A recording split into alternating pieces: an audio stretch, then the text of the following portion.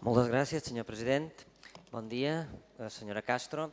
Després d'un any, la història es repeteix. Avui fa una setmana que els nostres malalts es tornen trobant la tessitura d'haver de pagar el desplaçament per acudir a la visita d'un especialista o seguir el tractament fora de la seva illa.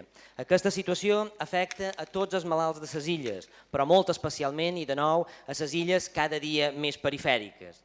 Per què estem en la mateixa situació que fa un any, senyora Castro? Per què el govern no es pot anticipar als esdeveniments? Per què han de ser els malalts, i en especial els de Formentera, Eivissa i Menorca, els que han de patir la falta de decisió del govern? Quan es normalitzarà la situació? Quines mesures ha pres la consellera Castro per resoldre el tema dels desplaçaments de malalts fora de la seva illa? Moltes gràcies. Té la paraula la senyora consellera de Salut. Gràcies, senyor president. Miri, les mateixes preguntes que vostès fa me les faig jo. I el que li tinc a dir és que les gestions que hem fet és que hi ha una deuta del govern amb les agències de viatge, de tot el govern, de la qual la part de salut és la més petita.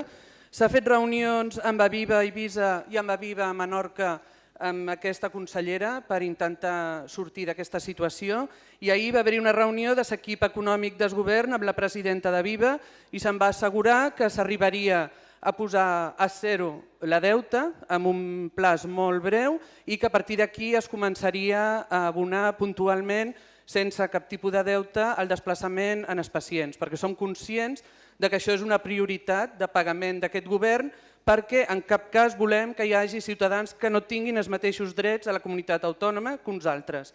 I en aquest cas succeeix així amb els d'Eivissa, Menorca i Formentera, com vostè ha dit. Moltes gràcies. Senyor diputat. Sí, moltes gràcies. Vostè ens dona unes explicacions, però les agències de viatges, d'Aviva, ens en donen una altra. Diuen que el govern no ha complert amb els compromisos en els pagaments del seu deute amb el sector. Calculen el deute més d'1 milió d'euros, quan el govern diu que només es deuen 250.000 euros. Vostès justifiquen retallades injustificables per raó de nombres, però ara els nombres no els quadren. 750.000 euros de diferència no és poca cosa. S'ha que crec, senyora Castro, que té el mateix problema que tenia a principi de legislatura i que li va costar molt d'assumir, que és que tenim un problema de liquiditat i de tresoreria, que el sistema de desplaçaments a través de les agències de viatges sí que és un bon sistema, és possiblement el millor sistema possible. Aleshores va acusar a l'anterior equip de ser el responsable.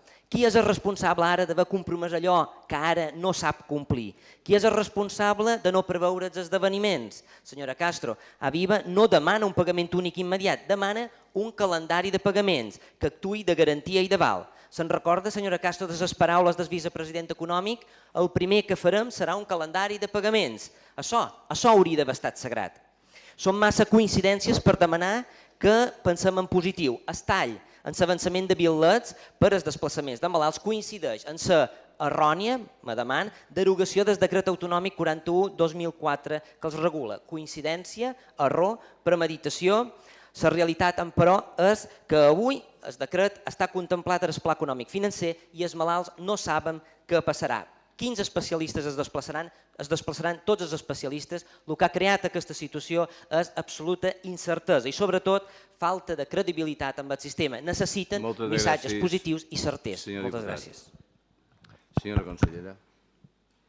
Gràcies, senyor president. Miri, senyor Martí, té vostè raó amb quasi tot, amb el que ha dit. Li tinc que dar la raó amb quasi tot. No li puc dar la raó amb que és la mateixa situació que fa un any, perquè llavors el que s'havia fet va ser denunciar el conveni amb les agències de viatges. Aquí està la carta del director general d'Ipsalut de llavors. Tampoc li puc donar la raó que no hi ha un calendari perquè s'ha passat i ahir es va comunicar, poder encara no té la informació perquè va ser a última hora que es va acabar la reunió a Menorca, que vaig tenir jo mateixa i la que va tenir l'equip econòmic amb Aviva. Com li dic, es pagarà dins de juny, juliol tota la deuta que hi ha pendent i a partir d'aquí es començarà a pagar puntualment per evitar que això torni a passar i que cap malalt tingui que adelantar els bitllets. Vostè ho ha dit, jo sóc ara la responsable i jo assumeixo la meva responsabilitat sobre aquest tema i no toleraré que cap més malalt tingui que adelantar els sous per pagar els bitllets, perquè tots els ciutadans de les illes tenen que tenir els mateixos drets i no pot ser que els ciutadans d'Eivissa, de Menorca i de Formentera no tinguin els mateixos drets que els pacients de Mallorca. Moltes gràcies.